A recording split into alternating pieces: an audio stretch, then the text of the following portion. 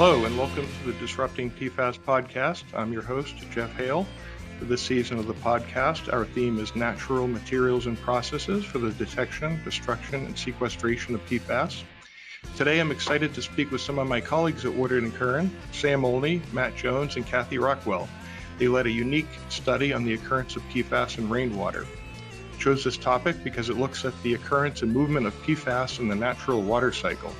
So let's learn more about the topic from its innovators. Welcome to the podcast, team. So please tell us about your technical background, your role at Woodard Curran, and how you got involved in PFAS as part of your professional practice. So let's start with Sam. Okay, I am a technical manager here at Woodard Curran and a geologist. I've been at Woodard Curran for a little while now. Have primarily been working on designing and implementing site investigations. This project was a natural fit. I got involved with PFAS mostly because of the project work, right? I've been working on a few sites where PFAS has become an issue, and so naturally started working on that. Also, I think at some point Cathy actually said to me, "Hey, can you try to understand this PFAS thing a little bit?" And I think I started by literally making a list of the primary PFAS constituents that labs could analyze at that point a few years ago. So that's how I got roped into this. Cool, Sam. Thanks. How about you, Matt?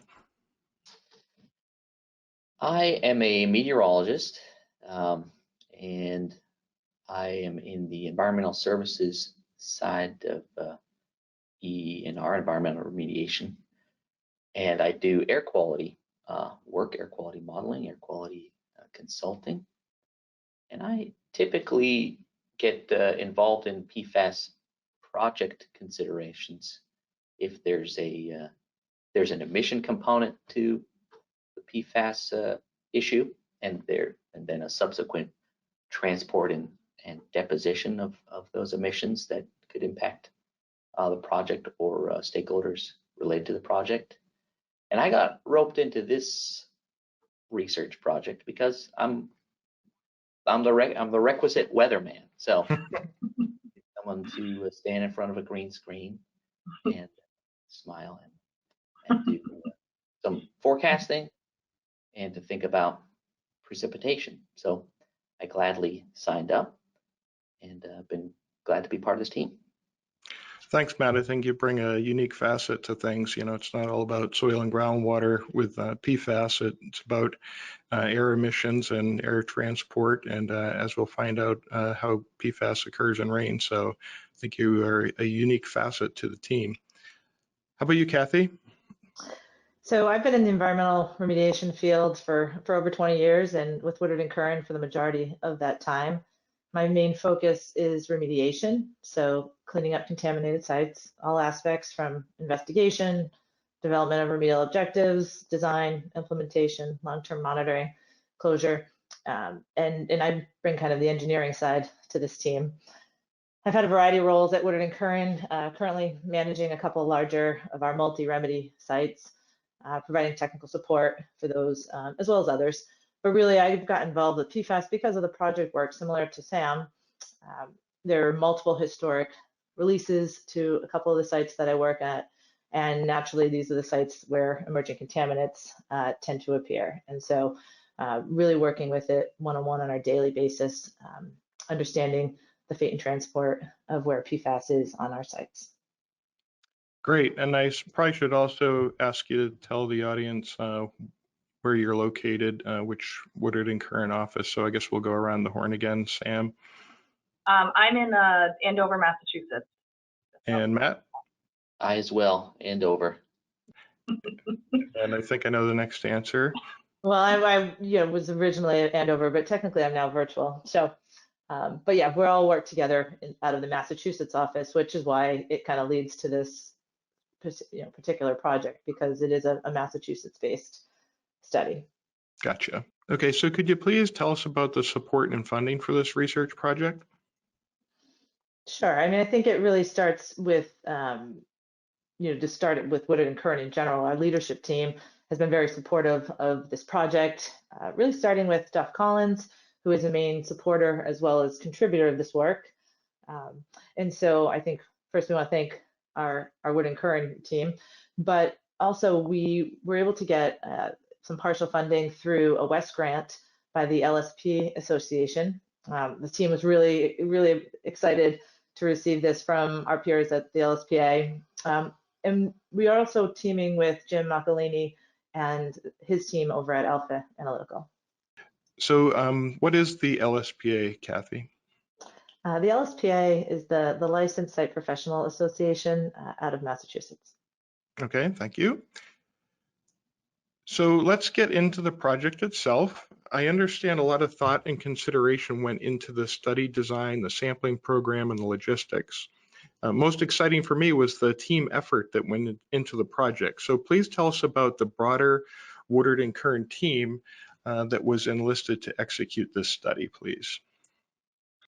Yeah, I can talk to that. So we enlisted volunteers, 25 volunteers from across the state of Massachusetts to do this study. We wanted to make sure they were regionally distributed, so we had good samples from across the state. 21 of those volunteers were actually employees of Woodard and Curran, which I think is really, really cool. And the majority were not, were not from our sort of remediation business unit. They were not folks who, collect samples as part of their jobs every day, that kind of thing. We had folks from really all of our business units, including, folks from the finance department, our municipal teams, and so it was really a team effort to make this happen.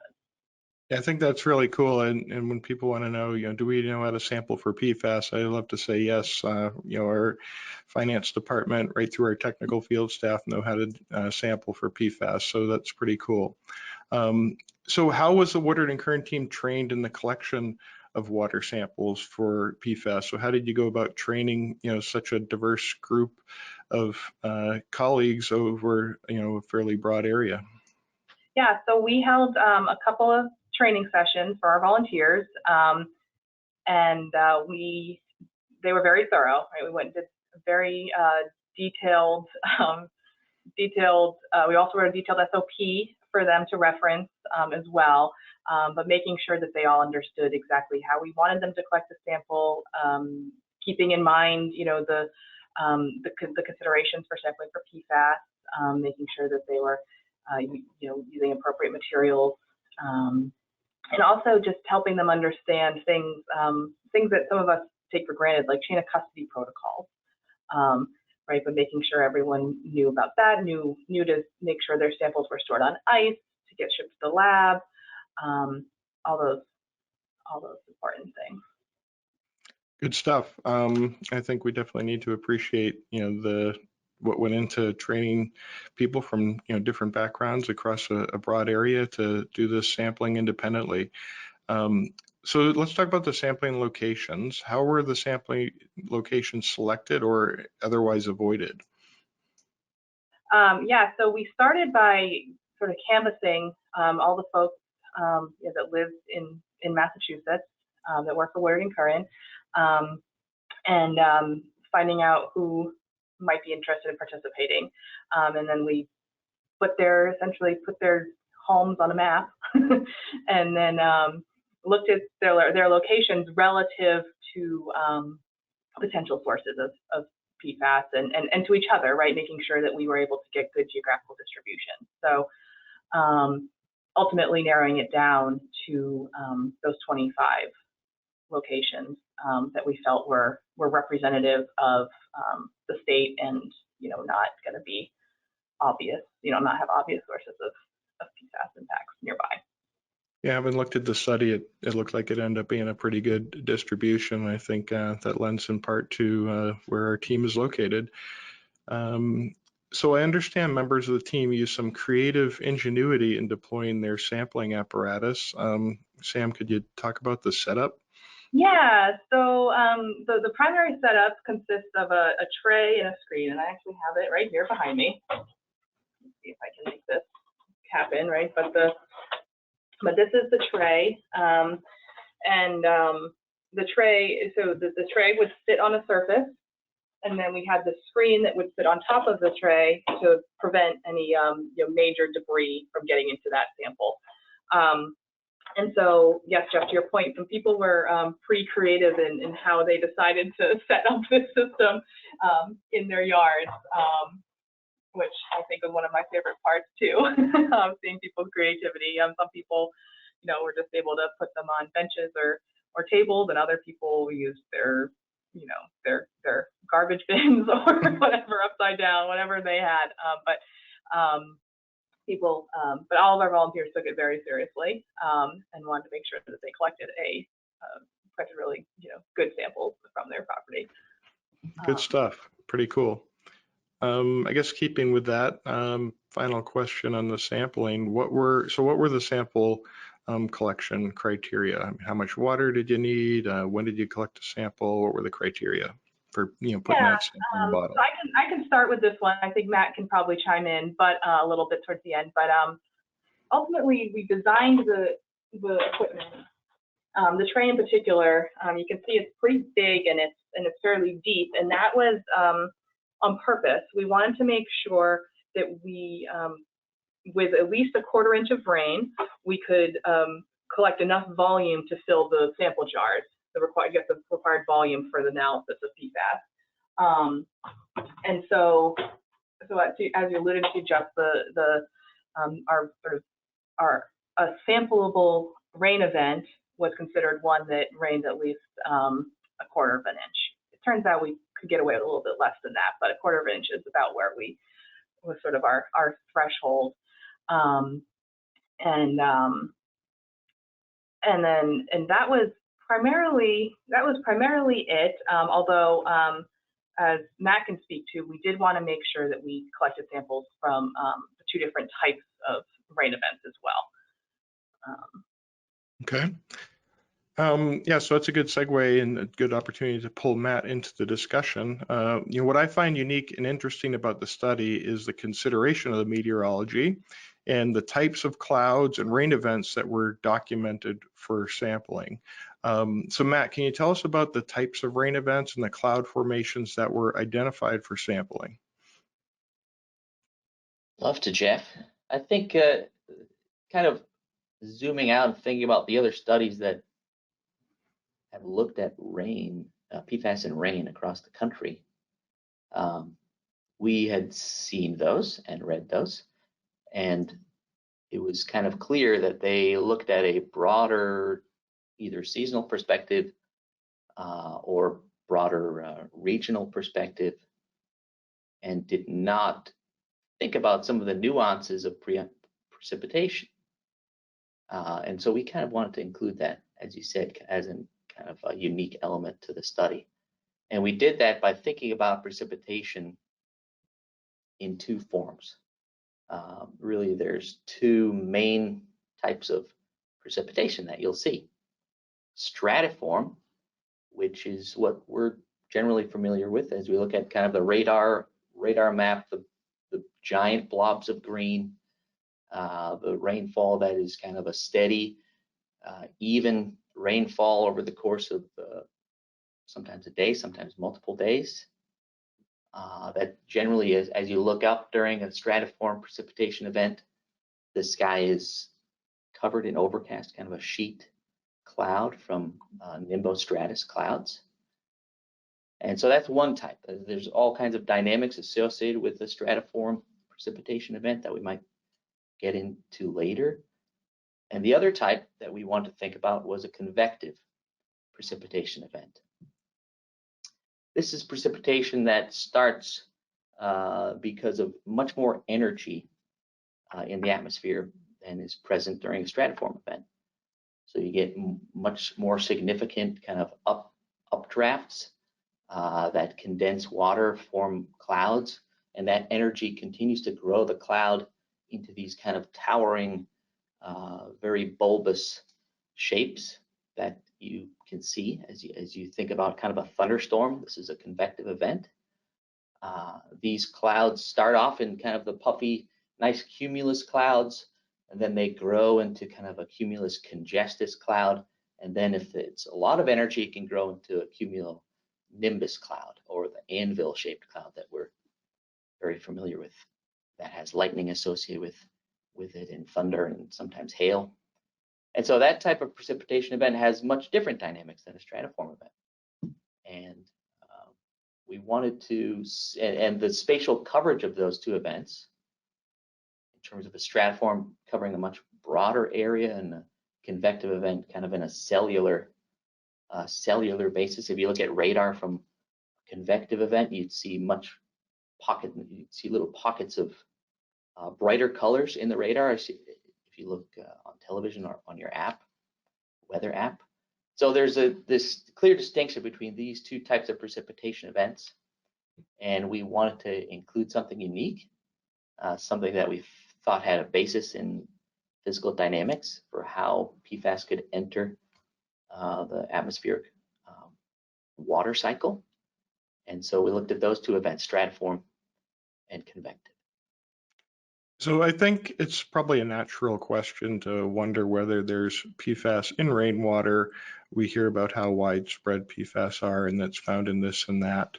But it's, an interesting element here to see how it fits in the water cycle, and not just looking at PFAS in rain, but how does it fit in the overall water cycle? So taking into account those weather dynamics and the different types of clouds, I think that's definitely a unique aspect of this study. And I think it makes sense to do it that way. But let me ask you this. How was this handled in a practical matter? Like, how were these types of rain events identified, and how are they communicated to the team, and how did the team know when to sample, and what type of rain event was occurring? Right, that's a big piece. We needed to know what type of rain they were sending off to the lab, and we did that kind of in two approaches. First was training. So as part of our training, we had a little Weather 101 class where we taught the observers, the samplers, what the difference between a stratiform and a convective precipitation event is. So look at the cloud formations. If you're watching the weather, look at the radar imagery. Look at the precipitation pattern as it falls. Typically, convective events have much larger raindrops, and the rainfall is much more intense than a stratiform event, which kind of has smaller raindrops and lighter intensity rain. Think about other factors of a convective event that would be signals like thunder or lightning or hail or higher winds. So we kind of had that training component where they got a quick crash course in how to be a precipitation observer. And then secondly was the prediction component to it, where twice a week I would put together a kind of rudimentary weather forecast for the week and highlight events that could be popping up during the week, when those would occur, at what day, at what time, what the likelihood of those events would be to get a sampleable event. So a sampleable event, Sam said, we kind of calculated would be 1/4 of an inch of precipitation, liquid precipitation. So if the event was going to be too small, we weren't going to consider it. So is this going to be a sample event? Yes. When is it going to be? Where is it going to be? So it would be a forecast across the state with cues as to the region. And then what type? So I would try my best to predict what the type of event would be based on model output data, National Weather Service outlooks, etc. And so that would be delivered to the samplers twice a week, one at the beginning of the week and one kind of midweek to cover the weekend. And we wanted to make sure that they knew what was upcoming. And then once they collected a sample and filled out a form that Sam developed to cue in to us what they were looking at in terms of the precipitation. Was it intense? Was there wind? Did you hear thunder? What was the cloud like? We would take that information along with their sample and kind of pair the two together and then determine this was most likely a convective or stratiform event. And then we would communicate to the samplers if those had already collected a stratiform event and they needed a convective event. We would make sure to kind of inform them, hey, there's a convective event coming this week. It's happening at this time, at this place. A good time to set up your equipment would be 3 o'clock in the afternoon. And if those had collected a convective event, then we would highlight the stratiform events for them. So there's a training component and that prediction component to how we landed on those two events. Nice. So we've talked about the team that did this work, and it was a sort of diverse team that was broadly distributed, and they were trained to do this.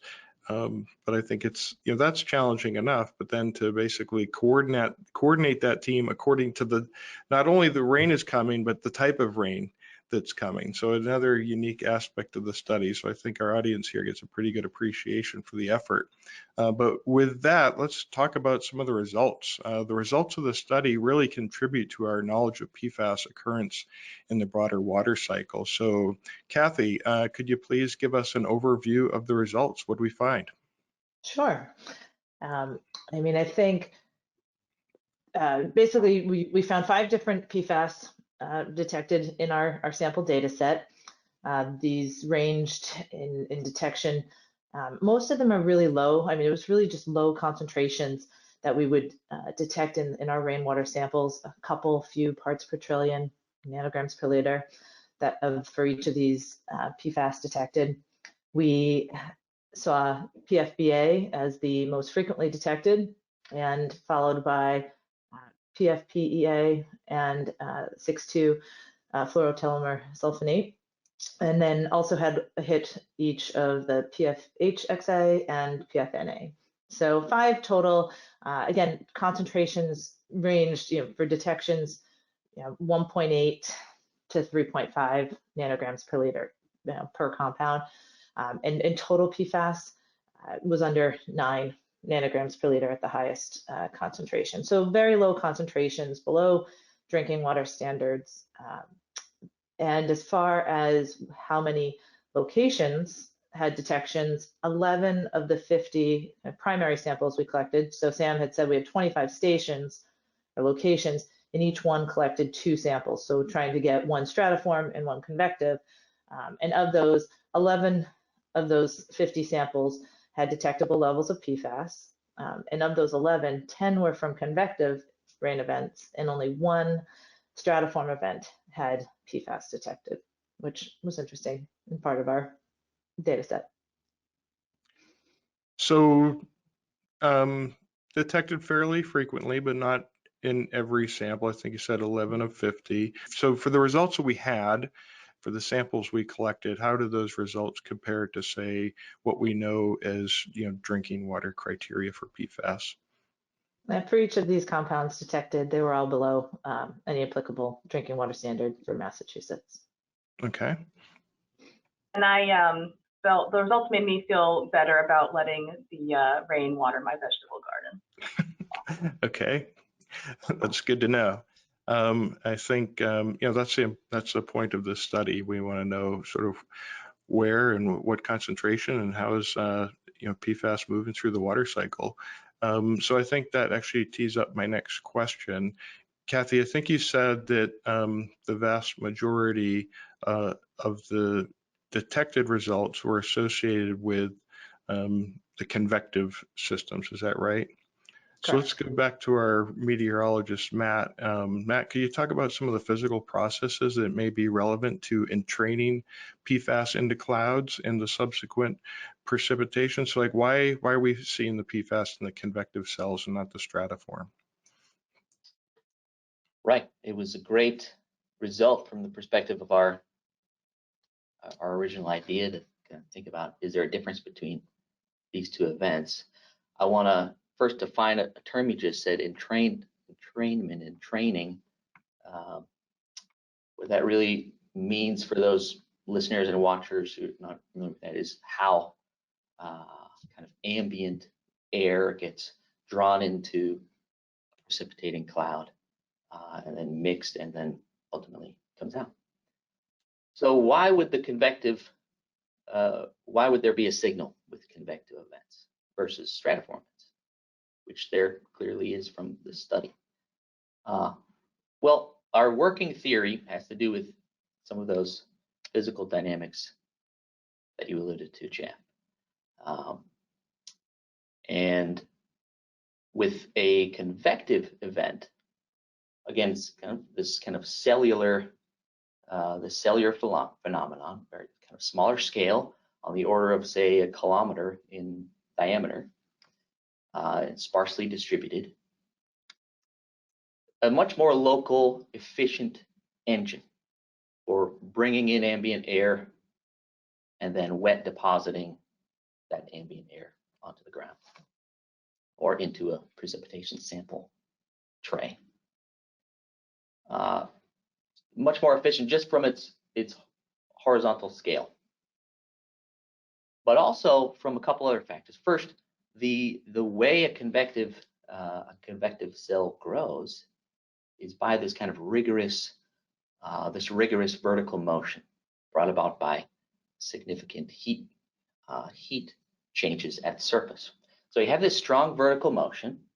It condenses water vapor in the air, forms a cloud, eventually draws up air parcels such that the little raindrops kind of grow into large raindrops, to the point where a large raindrop's gravitational settling exceeds the vertical motion in that convective cloud, and the big raindrop falls out.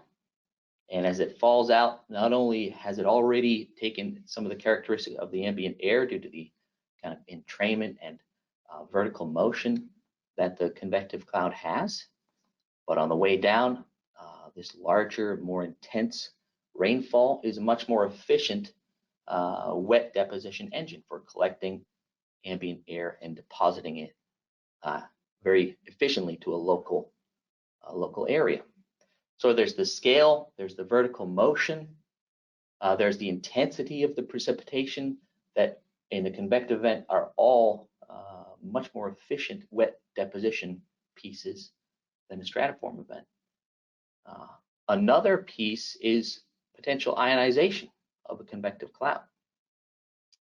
Mentioned before, as these things grow from cumulus to cumulus congestus to cumulonimbus, as you grow this big convective cloud, eventually you start to push up into kind of the frozen portion of the atmosphere, the below freezing portion, where you could have ice crystals. And as you have water droplets intermingling with ice crystals being mixed around with these big, vigorous vertical motions, you develop charges, and you can ionize that cloud. And so the uptake of PFAS into water, Jeff, I think you'd be more qualified to speak to this than me. But as we read about it and as we understand it, the uptake into water is increased and more efficient under that ionized environment. So that's the convective engine, much more efficient in our view. That's the theory, to both draw in PFAS emissions in the ambient air and then to wet deposit them through rainfall. On the stratiform side, you have a much broader cell of precipitation on the order of 100 kilometers, much weaker kind of regional uplift, regional vertical motion that really doesn't draw too much of the lower level ambient air. Really, the way precipitation forms in a stratiform cloud is from the top down, not from the bottom up as in a convective cloud. Stratiform cloud starts as small ice crystals at the top of the cloud and then kind of slowly descends through the cloud, growing by kind of a rhyming mechanism, and then reaching the point in the cloud where it's above freezing, the ice melts, forms a little raindrop, and falls out. So lighter intensity rain, broader scale, weaker entrainment dynamics, and certainly lack of ionization potential in the stratiform cloud. So those were kind of the dynamical changes we saw, or the variations between those two wet deposition engines. And our theory is that the more efficient wet deposition engine, especially for local PFAS rain concentrations, is the convective engine, which is why we saw a stronger signal from those events. Yeah, it does make sense. And as you know, one thing that I've speculated about in the course of our conversations is there does seem to be a correlation between the molecular weight of the PFAS that were entrained and their frequency of occurrence. I think Cathy said PFBA was most frequently detected, and there does seem to be some correlation as I look at the data, which would make sense. Those lighter molecular weight PFAS would be drawn up more readily than the others. I think there's a lot of other variables that may go into that, like the concentration and type of PFAS you have where it's being drawn up, but it does seem to be some correlation as I look at it in the data. Okay, so great stuff, team. What do you think are the implications of this study for understanding the occurrence of PFAS in the environment? We've talked about some of the details, how we did this sampling, some of the dynamics of what's going on and the results, but how does this contribute to our overall understanding for the occurrence of PFAS in the environment? Anyone want to take that? I think it's one area that we have our study area. I think knowing that it's present in rainwater, but not at significant levels, at least at this location at this time, is beneficial to understand that it is just part of the overall hydrologic cycle. We have to consider it at least in the overall conceptual site model. But at least based on this data set, it's not a huge contributor of potential impacts to the media that we're specifically looking at when we're talking soil, sediment, groundwater. Yeah, I would agree. We do hear a lot about how PFAS are pretty widespread and detected in a lot of things, as we talked about earlier in the discussion. I think it's a natural question. Would we expect to see PFAS in rainwater? And we did, but it wasn't. There were results that were not detected. Some of the concentrations weren't that high. So for me, it says, yeah, this is a link for PFAS in the water cycle, but maybe the weak link, if you will. So I think excellent work contributing to the science of PFAS and the occurrence in the environment. And, I think, the detections that we saw are interesting, but I also think the fact that it wasn't always detected and it was detected at relatively low concentrations are, equally interesting for me as far as this study goes. So if you could expand the study or do additional research, what would you like to do?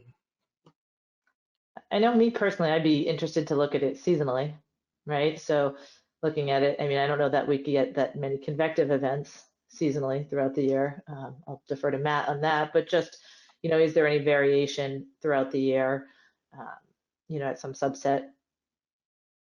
That's actually raises a good question. When were our samples collected? What season was this conducted? It was September, October timeframe. Okay. Yeah, that's a good point, Cathy. It'd be good to see that, year, across the whole year during different seasons. Personally, I'd love to see it, expanded geographically, maybe at the national level. I think that would be really cool too. Anything else? I was gonna say, I have heard of some of the neighboring states are looking into it. So I think it'll be really interesting to compare their data set with ours. Yeah, I think it would be too. I think it would be great if other studies took into account, some of the unique considerations of this one, such as, the different cloud types. And, I think it would be good to do it on a national basis with a uniform approach, so we're not making a jigsaw puzzle of different approaches. But curious to see how this type of research expands and what else it shows. Okay, well, that wraps up this episode of the Disrupting PFAS podcast. I'd like to thank my colleagues at Woodard Curran, Sam Olney, Matt Jones, and Cathy Rockwell for joining us today. I'm your host, Jeff Hale, reminding you to never say forever.